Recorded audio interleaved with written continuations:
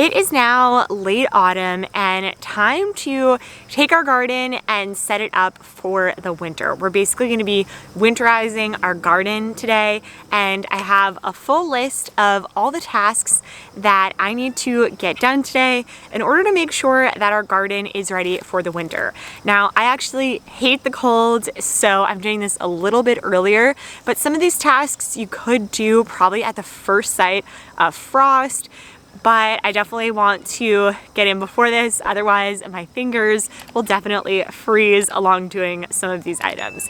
So take this in with a grain of salt that I am doing this a little bit earlier, but these are all really important things that you should be doing every fall, late fall, heading into winter, in order to make sure their garden is going to be ready for the next growing season, and you don't have to do as much work then because you'll have already incorporated a lot of these tasks before then and started to help your garden get some nice fertile soil before you even get into the spring.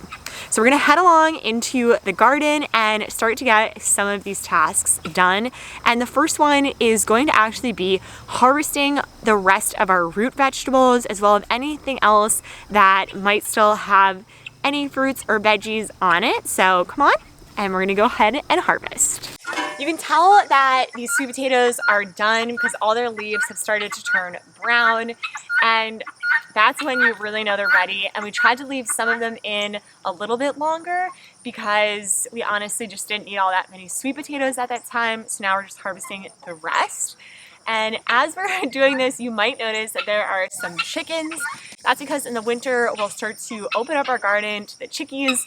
They'll eat up any of the leftover buggies or dead leaves that we kind of throw in, any wasted roughage from anything that was growing, and we'll let them pick at it and also turn the soil. So it's a little treat for them, and it also helps the garden.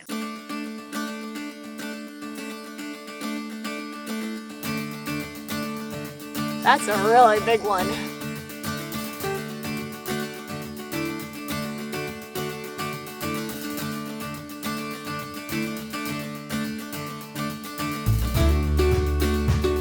Now, what you're probably noticing is as I'm going ahead and doing this, I'm actually taking all of the spent leaves, as long as you know that there isn't any diseases on your plants, and I'm just pushing them over into the other side of the garden bed.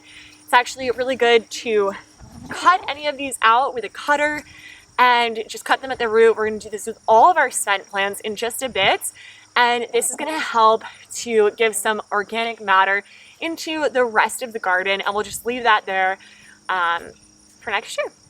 So we're going to continue doing this.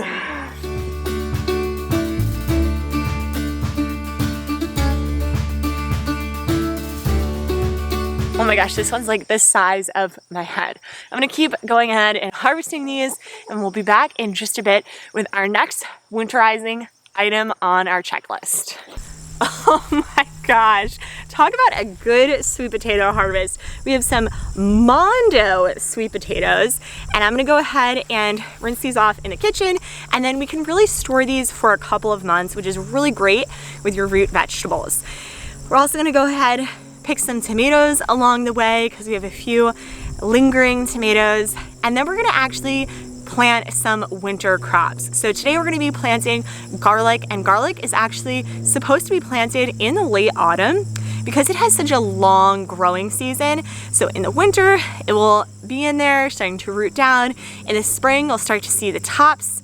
And then in the summer, it will actually be ready to harvest. So I have a bed prepared for us to do that. So I'm going to go in, bring these sweet potatoes inside, and grab some of the garlic seeds so that we can go ahead and get our next item checked off on our list today. I went inside, grabbed some of our garlic, and now we are ready to go with step 2 of our winterizing, which is planting these little guys. So I've already picked out a nice bed. We do grow all of our crops in raised garden beds, and if you do have the luxury to space out your garlic, I definitely suggest giving them enough space so that they're able to create a nice large garlic clove ball when you do harvest them.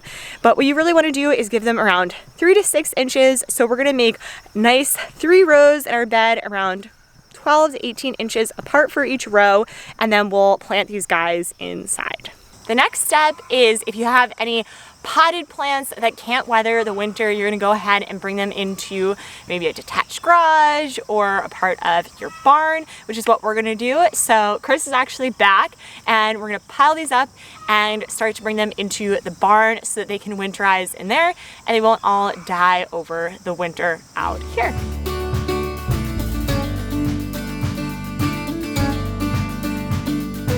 Putting all of our potted plants away for the winter, done. The next step is cleaning up any of the spent plants. Now we've actually cleaned up a bunch already, but I have this patch of tomatoes and tomatillos that are just done for the year. So I'm gonna go ahead, take some clippers and actually snip them right around to the roots. So I'll leave the roots in there and then I'm gonna sprinkle the clippings on top and in some of the other beds. We'll compost on top of all of that so that basically all of this leaves and roots are going to feed into the soil and make it a lot more juicier and richer in nutrients for plants to grow for next year. And we're gonna go ahead and put away all of the cages in a safe space so that they're not out here in the winter as well. Now, if you do notice that there is any diseased items, then you definitely want to cut those out and get rid of them, get them out of your garden.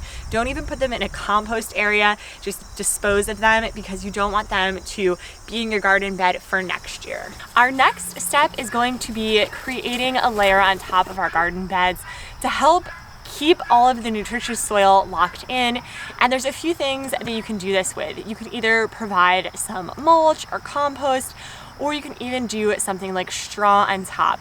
And this way it's really just locking everything in for the winter.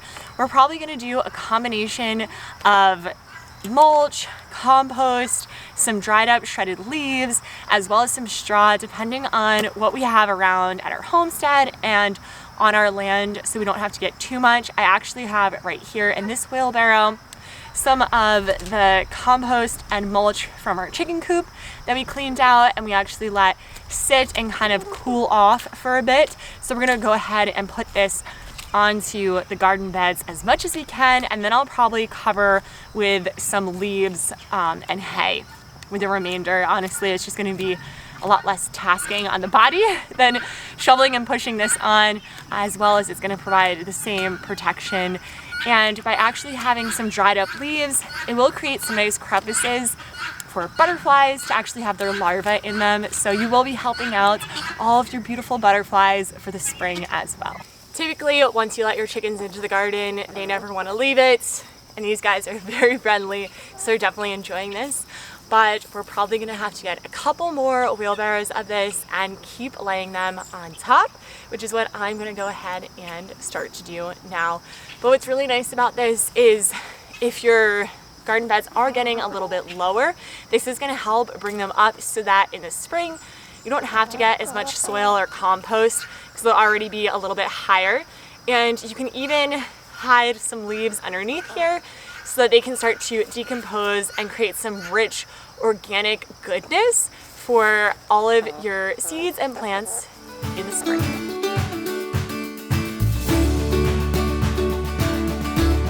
We've done a lot of things today. We first finished harvesting all of our root vegetables. We went ahead and picked anything else that was ready to go. And then we cleaned up all of our spent veggies and everything, laid them on top, and finished off with a layer of mulch for everything. We have a little bit more mulching to do, but I'm gonna go ahead and start cleaning up some of the tools while Chris finishes mulching, and we'll see you again next time. I hope that your gardens are ready for winter, and I wish you the best of luck.